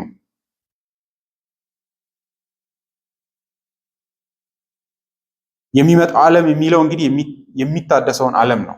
እንግዲህ የአሁኑ መታደስ የሚጀምረው በእኛ ዳግም ልደት ነው። ግን ሄዶ መጨረሻው ምንድን ነው? ፍጥረትም ጭምር ለእግዚአብሔር ልጆች ምቹ ወደ ቦታ ደግሞ ወደ መታዘዝ ይሄዳል። ሮሜ ምዕራፍ 8 ቁጥር 18 ጀምሮ ጳውሎስ የሚያወራው እሱ ነው። የፍጥረቱ በኩራት የአዲሱ ፍጥረት በኩራት ለኛ አለን ይላል። እርሱም ዳግም ልደታችን ነው ይላል። ሪጀነሬሽን በመንፈስ ቅዱስ እንደገና መፈጠር በእኛ ተጀምሯል። ነፍሳችን ተቀይራለች። ስጋችንም ጭምር አንድ ቀን ነፍሳችንን በዳግም ልደትን በመካፈል ይቀላቀላል። ከዛ ግን ፍጥረትም ጭምር ለእግዚአብሔር ልጆች ነው። እንግዲህ ለኃጢአተኞች አይደለም። ኃጢአተኞች ታስረው ወደ ቅጣት ቦታ ይሄዳሉ። የእግዚአብሔር ልጆች ግን እግዚአብሔር ዓለምን ሁሉ አዘጋጅቶ እንዲኖሩበት ያድሰዋል። ያ ዓለም ለእግዚአብሔር ልጆች የተዘጋጀ ነው። እንግዲህ እኛ አሁን የምንኖርበት ዓለም አዳም እንኳን የኖርበት ዓለም ራሱ ወደ ክብር የደረሰ ዓለም አይደለም። ሲንክሌር አንድ ትልቅ ስብከት አለ። this is my father's world ነው የሚለው ብቻ I think the end በክርስቶስ ኢየሱስ ያለው የህይወት መጨረሻ ነው የሚለው መሰለኝ። the end purpose of life in Christ ነው ማለት እንደዛ አይነት ነገር መሰለኝ የሚለው እና እዛ ላይ ሲያወራ የመጀመሪያው ዓለም ራሱ በጣም ወደ ላቀ ኤክሰለንት ወደሆነ ኑባሪ አልደረሰም ይላል። አዳም ቢታዘዘው ኖሮ ሊያደርሰው የሚችልበት ክብር ነበረ፣ ግን እዛ ጋር አላደረሰም ይላል። እኛ ደግሞ አዳም በነበረበት ኢቭን ዓለም አይደለም ያለነው፣ አሁን በወደቀ ዓለም ላይ ነው ያለነው። በወደቀ ዓለም ባይዚህ በጣም እጅግ ሀብታም የምትሉት ሰው ሊኖረው በሚገባው አይነት ክብር አይደለም ሀብታም ሆኖ ነው ያለው አይደለ? ሴኪዩር አይደለም። ሀብታሞችም ቢሆን ማለት በክርስቶስ ኢየሱስ ያልሆኑትም ብታያቸው ራሱ ሁሉም ሰው በበሽታ በፍርሃት ይኖራል። በሞት ፍርሃት ነው የሚኖረው። ከታችም እናያለን። በኃጢአት ስር ነው ያለው። ደስታ አይደሰትም የሰው ልጅ። ኃጢአት እስካለ ድረስ ሙሉ ደስታ የሰው ልጅ የለውም። ያልተወሰደበት ነገር የለም ነው። ደስታ ራሱ የሰው ልጅ ህይወት ላይ ጊቭ አፕ እንዳያደርግ እግዚአብሔር ያስቀመጠው ጉድነስ ነው። ትንሽ የከለሰው ደስታ ነው። ሱሳይድ እንዳያደርግ ማለት ነው። በጣም ሀብታም የምትሏቸው ሰዎችም እንደዛ ነው የሚኖሩት። ስለዚህ እንደከበሩ አላያቸውም። ውስጣቸው ሪኖቬት የተደረገ አይደል? ለዛ ነው ሮሜ ላይ ጳውሎስ 14 ላይ የእግዚአብሔር መንግስት ጽድቅና ሰላም በመንፈስም የሆነች ደስታ ናት የሚለው። የሰው ልጅ ውጪው እንኳን ቢለወጥ ውስጡ ጤናማ አይደለም። ከእግዚአብሔር ደስታ ወጥቷል፣ ረፍት ወጥቷል። ስለዚህ ያለው እንደ ሌባ ነው። ሀብታሞቹን ብትሉ ለኛ ሴኪዩር ይመስላሉ፣ ግን ባለቤት እንዳልሆኑ ሆኖ ነው ኤግዚስት የሚያደርጉት በዚህ ዓለም ላይ። ነገን አያውቁም። በሽታ አለ፣ ሞት አለ፣ ፍርሃት አለ፣ ደስታ ደግሞ የለም። አጠገቡ ያለውን ሁሉ እየተጠራጠረ ነው፣ ህይወቱን በመጨነቅ ነው የሚያሳልፈው። ታዲያ ምኑ ነው የከበረ ክብር የሰው ልጅ በዚህ ውስጥ? እንዲያው ወደ ንጉሳዊ ክብር የሚመጡት በክርስቶስ ኢየሱስ የሚሆኑ ሰዎች ናቸው። ወደ ነፃነት ማለት ፍርሃት ወደሌለበት የህይወት ከፍታ እና ደስታ። ሙሉ ህይወትን ባያገኙ እንኳን የህይወትን ደህንነት በክርስቶስ ኢየሱስ ይይዛሉ ጫፏን። ሙላቱ ደግሞ ወደፊት ይመጣል። በዚህ ረገድ የአማኞች የመጨረሻ ክብር ምንድን ነው ብላችሁ ብትጠይቁ ጸሐፊው ክርስቶስ ምን ይላል? በክብርና በሞገስ ተጎናጽፎ እናያለን ይላል። ይሄ ደግሞ በእርሱ በኩል በእርሱ የሆኑትም ጭምር ክብርና ሞገስ ነው። ክብር ምንድን ነው የሚያሳየው ካላችሁ ብልጫ ኤክሰለንሲ ነው። በዚህም ያለማለፍንም ጭምር ምልክት ላይክ የማያልፍ ክብር ማለት የማያልፍ ማለት ዛሬ ታይቶ ነገ የሚጠፋ ብቻ ማለት አይደለም። ሰብስታንስ ያለው ክብር የሰው ልጅ ይኖረዋል። በዚህ ውስጥ ስልጣንንም እናያለን አይደለ? ክራውን አለ። ስልጣኑ ደግሞ ምን አይነት ክራውን ነው ብላችሁ ብትጠይቁት፣ ይቅርታ ስልጣን አልኩኝ፣ ዘውድ አለው። ዘውድ ክብርን ያመለክታል፣ መንገስን። ዘውዱ ምን አይነት ነው ብላችሁ ስትጠይቁት የክብርና የሞገስ ዘውድ ነው ይላል። ስለዚህ ክብር የፈሰሰበት ዘውድ ነው፣ ኦነር ያለበትም ነው። ኦነሩ ደግሞ ምንድነው ብትሉ በሌሎች ፊት የሰው ልጅ የሚታይበት ሞገስ ማለት ነው። ሞገስ ከዛ ጋር ነው የሚተሳሰረው። ስለዚህ ይህም ማለት ነው ብትሉ የሰው ልጅ በሚመጣው ዓለም ከማንም ይልቅ በስልጣን እጅግ የከበረ ይሆናል በክርስቶስ ኢየሱስ። ከዛ ደግሞ በሌሎችም ዘንድ የተፈራና የከበረ ይሆናል። በማን? ከእግዚአብሔር ውጪ በሁሉ ፍጥረት። ኔክስት ቱ ጋድ የሰው ልጅ በክርስቶስ ኢየሱስ እንደማለት ነው። በእርሱ የሆኑት ማለት ነው። ሁሉን ካስገዛለት በስተቀር ሁሉ ለሰው ልጅ ይገዛል። ይህ ማለት የሰው ልጅን ያመልካል ማለት እንዳይመስላችሁ። ግን የሰው ልጅን አልበላችሁ በክርስቶስ የሆኑትን ወንድሞቹ መላ ዓለሙ እየተርበተበተ ሰርቭ ያደርገናል ነው። መላእክትም ጭምር የመላእክት መኖራቸው ኑባሪያቸው በክርስቶስ ኢየሱስ የሆኑትን ለመርዳትና ለማገልገል ሆኖ ማለት ነው። ጳውሎስ ስለ ውርስ እንዴት እንደሚያወራ ከዚህ ክፍል ውጭ ላሳያችሁ። ይሄ እኛ የእግዚአብሔር ነን፣ የቀረው ሁሉ የኛ ይሆናል።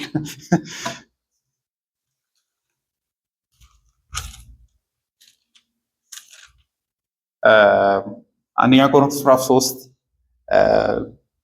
ቁጥር 20 ይህ ክፍል በጣም ልብ የሚማርከው ለምንድን ነው? አጵሎስ የኔ ነው ይላል አንዳንዶች ደግሞ ጳውሎስ የኔ ነው ይላሉ። ድሆች ናቸው ይላል ጳውሎስ። አንድ ነገር እግዚአብሔር የሰጣችሁ ይመስል አንድ ነገር ብቻ አለኝ እንዴት ይባላል? እንዴት እንደሚያወራኝ እንግዲህ ኮንቴክስቱ ያ ነው። ይሄ ትዕቢት፣ ይሄ በአንድ ነገር ላይ የመታበይ ትዕቢት ምን ያህል የእግዚአብሔር ኢንሄሪተንስ ምን አይነት ታላቅ እንደሆነ ያለማወቅ ምልክት አድርጎ ነው የሚረዳው። ምዕራፍ 3 ቁጥር 18 ማንም ራሱን አያታልል፣ ከእናንተ ማንም በዚህ ዓለም ጥበበኛ የሆነ ቢመስለው ጥበበኛ ይሆን ዘንድ ራሱን እንደሞኝ ይቁጠር። የዚህ ዓለም ጥበብ በእግዚአብሔር ፊት ሞኝነት ነውና እንዲህ ተብሎ ተጽፏልና፣ እርሱ ጥበበኞችን በራሳቸው ተንኮል ይይዛቸዋል። በሌላ ስፍራ ደግሞ ጌታ የጥበበኞችን ሐሳብ ከንቱ መሆኑን ያውቃል ተብሎ ተጽፏል። እንግዲህ ማንም በሰው አይመካ፣ ሁሉ ነገር የእናንተ ነውና። ጳውሎስም ሆነ አጵሎስ ወይም ኬፋ፣ ዓለምም ሆነ ሕይወትም ወይም ሞት፣ አሁን ያለውም ሆነ ወደፊት የሚመጣው ሁሉ የእናንተ ነው ይላል። እናንተም የክርስቶስ ናችሁ፣ ክርስቶስም የእግዚአብሔር ነው። ትስስራችን ይሄ ነው። ሁሉ የኛ ነው፣ እኛ የክርስቶስ ነን፣ ክርስቶስ የእግዚአብሔር ነው ይላል። መሲሁ ማለት የእግዚአብሔር ልጅ ማለቱ አይደለም፣ በመሲህነቱ ማለት እኔ አይደለሁም የእግዚአብሔር ቃል ነው የሚለው። የሆነ ሰው እንዳይከሰኝ ማለት እንዴት ሁሉ ነገር ያንተ ነው ይባላል፣ መላእክትም ጭምር ያንተ ናቸው እንዴት ይባላል እንዳይባል ጳውሎስ ሁለቱንም ኤክስትሪም ይወስዳል። ሞትም ህይወት ያለውም ይሁን የሚመጣው ምንም ኤግዚስተንስ ከዚህ በኋላ የሚመጣ ምንም ነገር ብታመጡ በክርስቶስ ኢየሱስ የእናንተ ነው ይላል። ይኸው ከጳውሎስ ይጀምራል። አጵሎስም የእናንተ ነው ይላል። ጳውሎስ የኔ ነው። አይታችሁ ደስ አይል? ሉተር ለዚህ ነው መሰለኝ እኛ በክርስቶስ ኢየሱስ ከሁሉ በላይ ንጉስ ነን፣ ከዛ ደግሞ የሁሉ ባሪያ ነን ይላል። እኔ አሁን እናንተ እኔን እንደ ንጉስ የኔ ነው ልትሉ ትችላላችሁ። እኔም ዞሬ ደግሞ ጳውሎስ የኔ ነው እላለሁ፣ አጵሎስ የኔ ነው እላለሁ። ያ ማለት ባሪያ እንደማድረግ አይደለ፣ ሌላውን ኦን የማድረግ አይነት የኔ ነው። ያ ማለት ከላይ ሆኜ እኔ ባለቤት ሆናለሁ፣ እኔም ደግሞ በክርስቶስ ኢየሱስ የእናንተው ነኝ ነው። ስለዚህ እንዲህ አይነት ታላቅ ክብር የሚጠብቀው ሆኗል በክርስቶስ ኢየሱስ የሰው ልጅ። ስለዚህ ክርስቶስ ወደ ሰው ልጅ የህይወት የውርደት ኑባሬ ገባ። የሰው ልጅን ውርደት ሁሉ ወደ ራሱ ወሰደ። የመጨረሻው ውርደት ደግሞ በእግዚአብሔር ቁጣ በመሞት በመስቀል ላይ ከሳት አወራለሁ ሞተ። ከዛ በኋላ አርጎ ወደ ላይ ነው የሚነሳው። ወንጌላችን አይቆምም። ኢቭን ትንሣኤ ላይ አይቆምም። ወዴት ይሄዳል? አፖስቶል ክሪድ ላይ እንደምታዩት ወደ ላይ ወጣ፣ አሴንድ አለ። ከዛስ ደግሞ በእግዚአብሔር ቀኝ ተቀመጠ። ወደፊት ደግሞ በሙታንና በሕያዋን ሁሉ ላይ ሊፈርድ ዳግመኛ በክብር ተመልሶ ይመጣል። በእርሱ እኛም አብረነው እንመጣለን እንላለን። እዚህ ዓለም ላይ እንመጣበታለን። አሜን።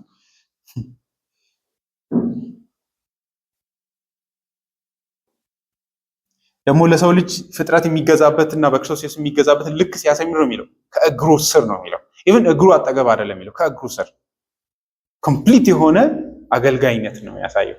ሁሉ ነገር በዚህ ስር መላእክትም ጭምር ይከታቸዋል። ለዛ ነው ጸሐፊው የመድፈር አይነት ስሜት የተሰማው ምዕራፍ 1 ቁጥር 14 ላይ መጨረሻ ላይ ሲያወራ መላእክት እንደዚህ አይደሉም?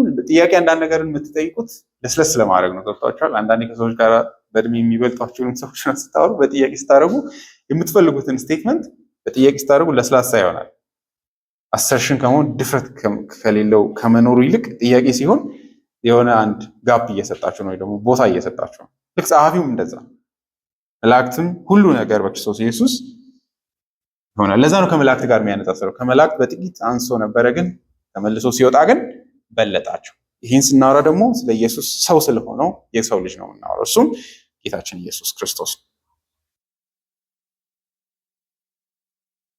አንድ ዶክተር ጆን ብራውን የሚባል ሰው ኪንግ እሱን ጠቅሶ እንደዚህ ይላል። እንግዲህ ይህን የኔ ድፍረት እንዳይመስላችሁ ብዬ ነው። in the world to come even angels are subordinate to them man is next to God in the world ይላል። ይሄ አይነት ክብር አለው በክርስቶስ ኢየሱስ የሰው ልጅ። ይህንን በእምነት እንያዝ አይደለ? ይህንን የሚያልፈውን ከንቱ ዓለም። ለዛ ነው ከአሮጌው ዓለም ጋር መተባበር የሌለብን። ዮሐንስም ይላል አይደለ? ዓለምና ምኞቷ ያልፋሉ። ይሄ አሮጌው ስርዓት ውስጥ ያለው ምንም ነገር እንደዚህ መዘዝ አድርገን መቅመስ የሌለብን። ለዛ ይሄ ለመቀደሳችንም ወሳኝ አንድም ተወሰነ። ይሄ ስርዓቱን ጭምር እግዚአብሔር በሀብት ብታፈሩበት ስርዓቱን እግዚአብሔር ያፈርሰዋል። ወደፊት በሚመጣው ዓለም በክርስቶስ ኢየሱስ የሆኑት ብቻ ናቸው ስልጣንም ክብርም ሀብትም የሚኖራቸው ነው። ስለዚህ በክርስቶስ ኢየሱስ ሀብታችንን እናድርግ፣ ሁሉ ነገር በክርስቶስ ኢየሱስ እናድርግ የምንለው ለዛ።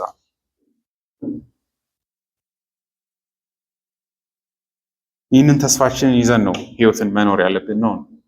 ድነቴ ምን ማን አይታወቅም ተስፋ የለውም እየተባለ አይደለም። እኔ በጣም ትልቅ ተስፋ ያለኝ ሰው ነኝ ተብሎ በዚህ ተስፋ ነው ኃጢአትን መግደል የሚቻለው አይደል? አስባችኋል? ይሄ አይነት ዴስቲኒ ሰው እያለው እንዴት ኃጢአትን ያደርጋል ነው? ኃጢአት ከዚህ ክብር ሊያጎል ይችላል ተብሎ እየተነገረ አይሳችኋል? ተስፋው ታላቅነቱ ኃጢአትን ሰብዶ የማድረግ አቅም አለው ነው። ልክ እንደ ሙሴ ማለት ነው። ብድራቱን ትኩር ብሎ ስለተመለከተ ጊዜያዊ የሆነውን ፈርዖን ጋር ያለውን ክብር የሚበልጥ ክብር ስላየ ኢማጂን በፈርዖን ዘንድ የልጅ ልጅ ተብሎ ንጉስ የመሆን እድል ያለው ሰው ይላል። ግን ያንን ተስፋ ትቶ ከእግዚአብሔር ሕዝብ ጋር አሁን በሚታየው ዓለም መከራ የሆነውን ህይወት ነው የመረጠው ይላል።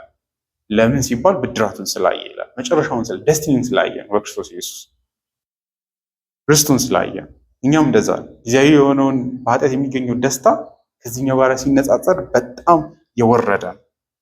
ይሄ በጣም ወሳኝ ነው። ይሄን መረዳታችን ሌላው ደግሞ እግዚአብሔር ፍጥረቱን ይወዳል። እኛ ከዚህ በፊት አውርቻለሁ። ኢንቫይሮንመንታል ኢቲክስ የሚባል ኮርስ አለ የሚሰጡት አዲስ አበባ ዩኒቨርሲቲ እና ክርስትናን የሚወቅሱበት ትምህርት ነው አንዱ። የዓለም እንዲበዘበዝ የግሎባል ዋርሚንግ እንዲበዛ አየር እንዲበከል እንስሳቶች እንዲጎዱ ያደረገው የክርስትና አስተምሮ ነው። እሱም የሰው ልጅን ከፍጥረት ሁሉ በላይ ከፍ አድርጎት ዓለም ሁሉ የእርሱ እንደሆነ እንዲበላ እንዲጠጣ አድርጎ የሚያስተምር ብለው ማለት እንስሳትን መብላት እንዲችል አድርጎ የሚያስተምር ትምህርት ነውና አንዱም መከሰስ ያለበት የሰው ልጅ አእምሮ የሰው ልጅ ዲኮሎናይዝ መደረግ ያለበት አንዱ ከክርስትና የሰው ልጅ የመጨረሻ ትምህርት ምንድን ነው ብትሉ የሰው ልጅ ከበግ ያን ያህል አይራራቅም። በጎችም ይሰማቸዋል፣ ስሜት አላቸው። የበጎችን እንቁላል አንብላ ወተት አንጠጣ። ይሄ በጣም ባሪያ መሆን ነው አይደለ? የሚያሳዝን ትምህርት ነው። ነጮች አድጎ ሲቪላይዜሽናቸው ወደዚህ ነው የደረሱ። ደግሞ እንትኖች አሉ፣ ተቃውሞች አሉ። ወተት አንጠጣ የሚል ይወጡና እንግሊዝ ውስጥ በተለይ አሉ እንደዚህ በጣም የሚበጠብጡ የሰው ልጅን ያዋርዳሉ ነው ላይክ የሰው ልጅ በጣም ክቡር ፍጥረት ነው። ሲፈጠርም ደግሞ በክርስቶስ ኢየሱስ የደረሰበት ተስፋ የገባለት ክብርን ሲታይ እግዚአብሔር አምላክ እንደዚህ የሚጠነቀቅለትን የሚያስበውን ቢይንግ ከሌሎች ፍጥረቶች ጋር እኩል አደርጋለሁ ብሎ መሄድ ማለት ሞኝነት ነው አይደለም? በዛው ልክ ግን ደግሞ ውሻም ማባረር የለብንም። የእግዚአብሔር ስጦታዎች ስለሆኑ ማለት ይህ መቀየር አለበት አይደለም? ምን አደረገው ሰው ያሳዝናሉ። በደንብ እያቸው እኔ ስላችሁ የሆነ ማይሆን ሲምፓቴቲክ ሰው ለመሆን አይደለም፣ ግን እኔ ራሱ ምንድን ነው ፈረንጆች የሚያደርጉት እላለሁ። ያስጠላሉ። በእርግጥ አንዳንዴ እነሱ ከሰው ልጅ በላይ ለእንስሳ የሚያደርጉት ጥንቃቄ፣ ግን የኛ አእምሮ በሆነ ረገድ የተበላሸ ባክግራውንድ ስላለ ነው። በክርስትና ያልተዋጀ ማለት ነው አይደለ? በእርግጥ ኃጢአትም ይሆናል። የአዳም ኃጢአት ውስጣችን ጠላትነቱ ስላለም ሊሆን ይችላል እንስሳት ላይ እንደዛ የሚሆነው። ግን በክርስቶስ ኢየሱስ ስንታደስ ለእንስሳት ራሱ አንድ ፒሪታን አለ፣ ሪቻርድ ማን እንደሆነ አላውቅም፣ ግን የሆነ ቤት ውስጥ ሰው ሆኖ ከመፈጠር የእሱ ቤት ውስጥ እንስሳ ሆኖ መፈጠር ራሱ ትልቅ ክብር ነው ይላሉ ይባላል። ደግነቱ የሰውየውን ለመናገር ማለት ነው። በጣም ኬር እንደሚያደርግ ሰውየውን ለማውራት ማለት ነው። እንደዚህ አይነት አይደለም። ምሳሌ መጽሐፍ መክብብ ላይ ምሳሌ ላይ ጻድቅ ሰው ለእንስሳት እንኳን ይራራል ይላል አይደለ? ስለዚህ ይሄ ፍጥረት የእግዚአብሔር ነው፣ እግዚአብሔር ነው የፈጠረው። ከኔ ኢማጂን የእግዚአብሔር የእጅ ስራዎች ናቸው። ውሾችም ጭምር አይደለ? ድመቶችም በሏቸው፣ አንበሳም ነብርም ብትሉ ማለት ነው። አንድ ቀን በክርስቶስ ኢየሱስ ሁሉም ጭምር እንስሳትም ጭምር ይታረቁናል፣ ይገዙልናል፣ በክብር ያዩናል አይደለ? ኢሳያስ መጽሐፍ ላይ መጨረሻ ሊመጣ ያለውን ዘመን ኢሳያስ ምዕራፍ 65 ላይ በጣም ግሎሪየስ በሆነ መንገድ ኢሳያስ የጨረሰው በዚህ አይነት ትንቢት ነው አይደለ? ኢሳያስ ምዕራፍ 65 ቁጥር 17 እንግዲህ ዮሐንስ ራእይ ላይም ያለው ይሄ ነው። እነሆ እኔ አዲስ ሰማያትና አዲስ ምድርን እፈጥራለሁ፣ ያለፉት ነገሮች አይታሰቡም አይታወሱም።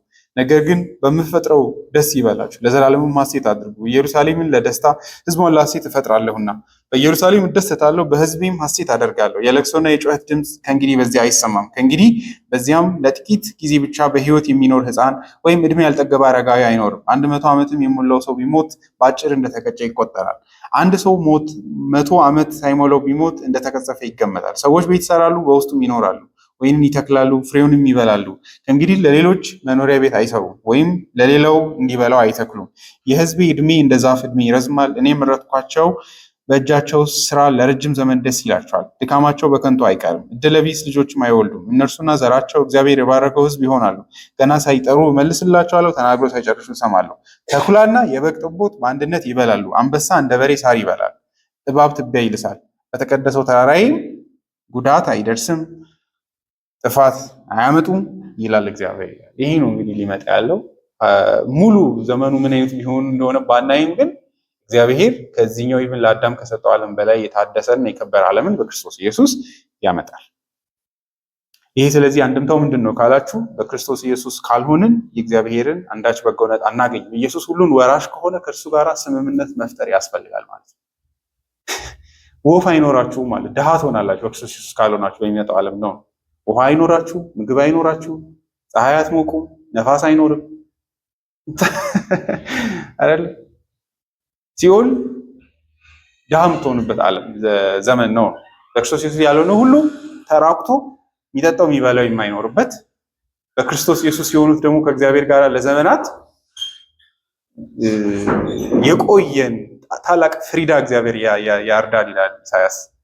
ለዘመናት የቆየ ወይን ጠጅ ከጓዳ ወጥቶ እግዚአብሔር ከልጆቹ ጋር ሐሴት ያደርጋል። ያው እግዚአብሔር ሐሴት ያደርጋል፣ እኛ ሐሴት እናደርጋለን። እግዚአብሔር የደስታ ምንጭ ነው። ስለዚህ ከዚህ ዩኒየን ነው የምንቀረው ማለት ነው ኢየሱስን የምንተው ከሆነ።